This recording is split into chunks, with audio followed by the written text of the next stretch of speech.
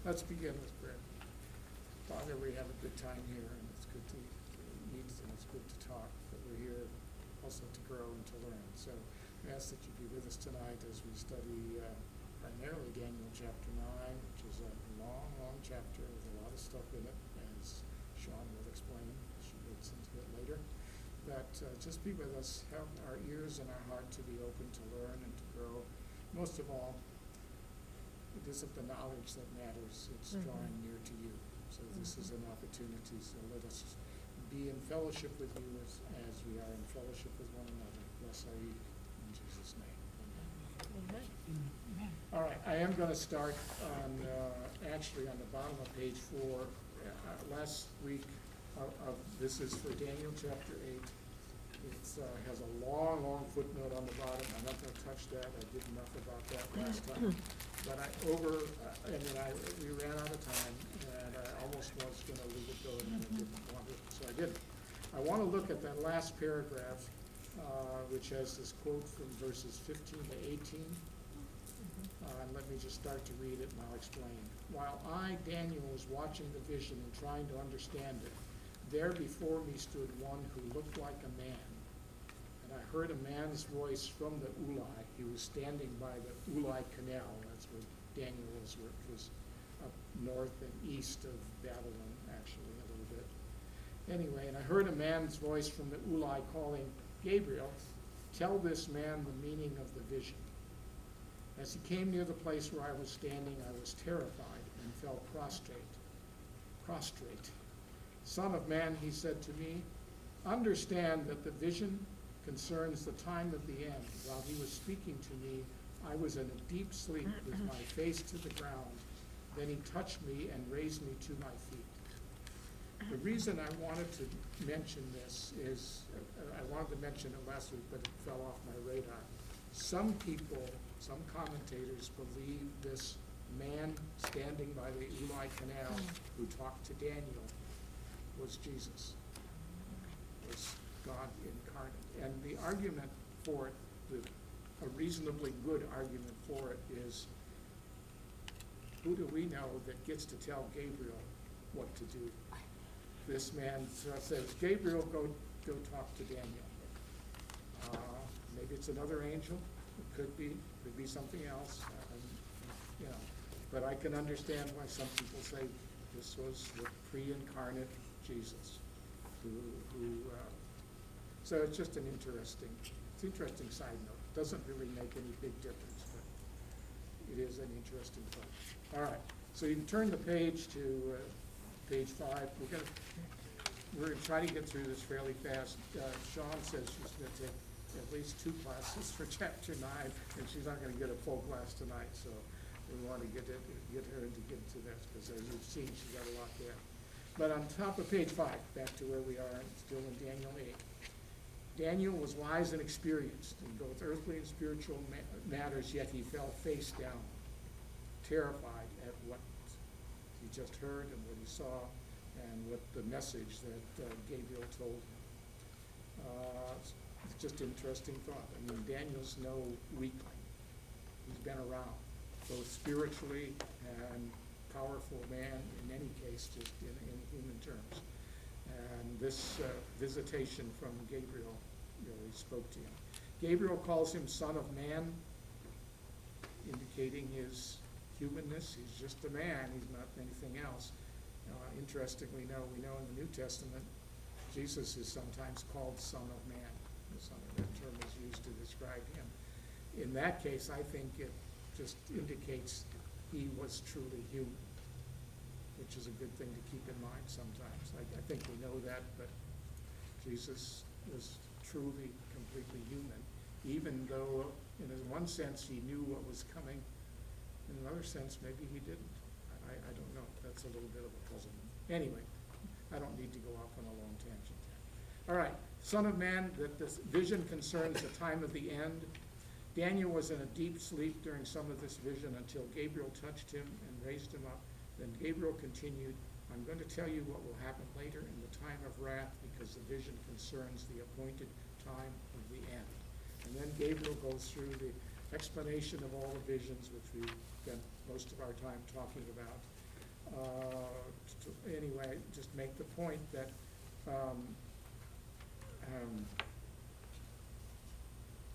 okay, no doubt that this, as we've discussed in chapter 8, that this prophecy was fulfilled in a sense with Antiochus Epiphanes in the 2nd century BC.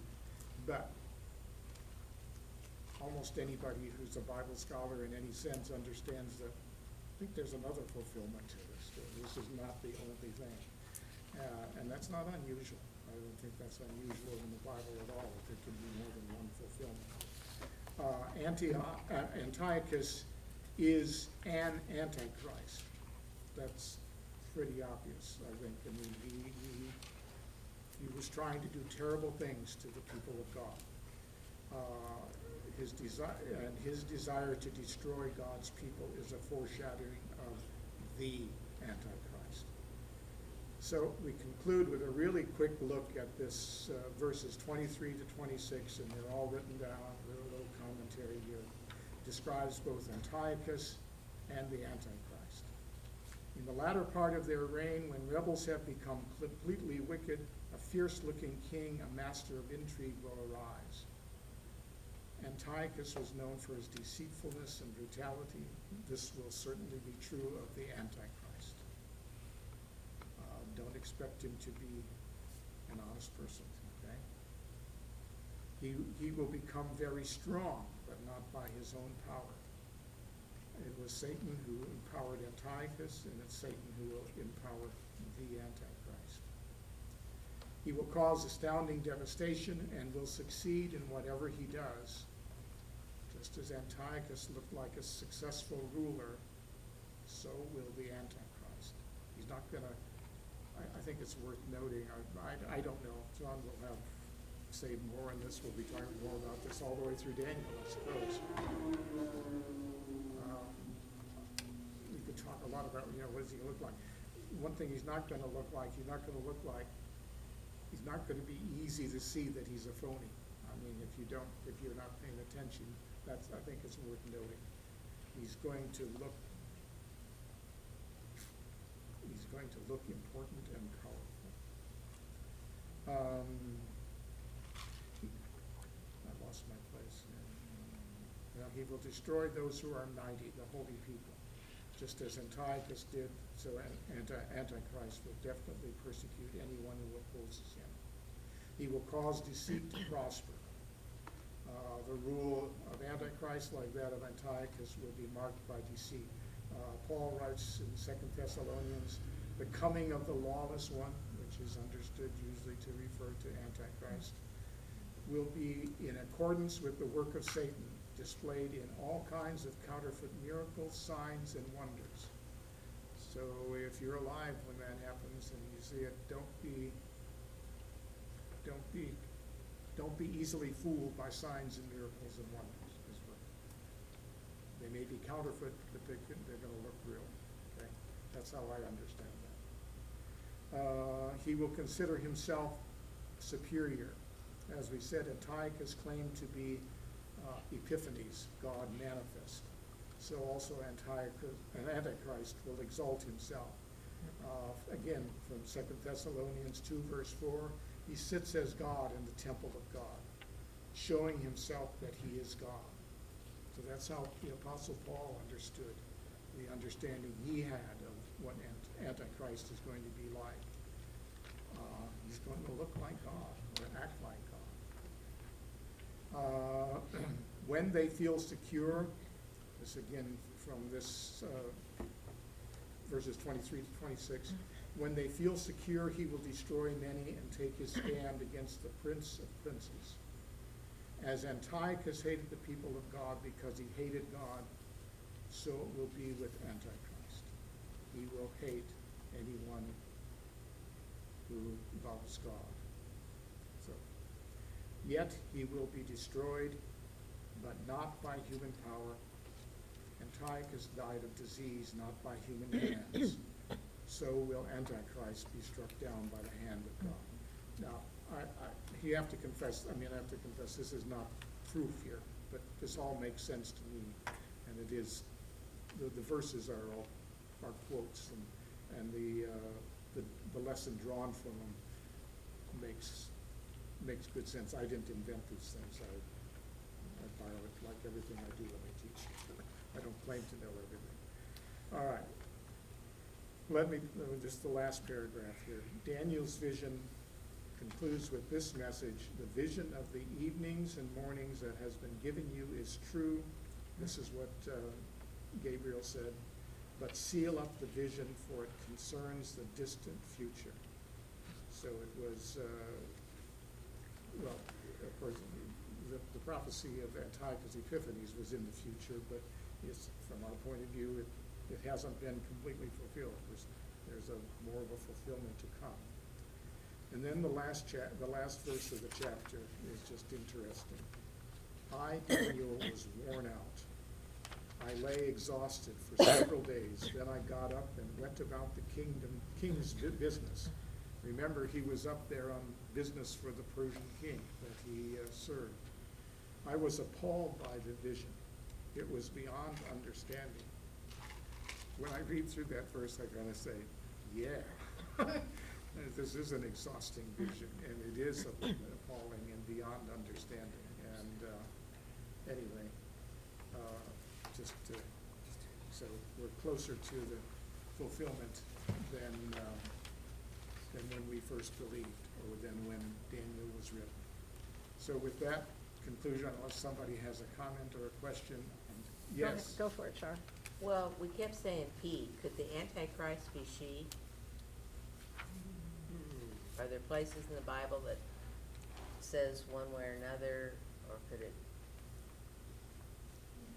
Revelations talks about. Well, there is There's nowhere where I would know of that. what are you going to say, Rick? Something about that clicked in my mind in Revelation. I can't remember where, but there's something about it in Book of Revelation. Oh, chapter 17 talks about Antichrist and the harlot The together, harlot, there but you go. they're two different I think parts. there's two different, yeah. I really don't think there's much biblical precedence for that. It's a spirit and it's Satan embodying what I believe is going to be a man, but he does work with the harlot. Not necessarily that the harlot is a woman, it's a system, Right. given some maybe feminine attributes, I don't know, negative feminine attributes in any case. But I did want to comment on one thing. I don't believe, just this is a different viewpoint, and commentators are not all on the same page on this. Some commentators absolutely believe that there's a secondary fulfillment of this.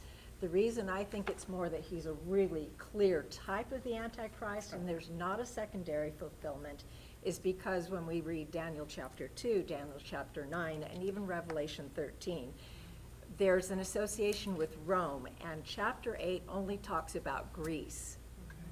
So I believe he's a type. Now, it doesn't change anything you said. The one thing that it does impact is we have to remember what was ancient Rome like and what morphs out of that adds to the attributes of Antichrist. So that's the only reason I would think that's important to think about. Yeah, you have to be careful about how you use the word fulfillment. Absolutely. You know, the understanding that Daniel 8 refers to this not that far in the future thing, that's a long time ago for us, but it also is a type, you know, It's a very clear type. Yeah, very how you clear describe type. the words, it's not a. And I would say one other thing with that too. Everywhere that we talk, it's clear that it's Antichrist and not a type of Antichrist. In every one of the passages that I'm thinking of, That are really there's the second coming, there's eternity, and this just ends with no mention of that. So I have a little trouble with that too.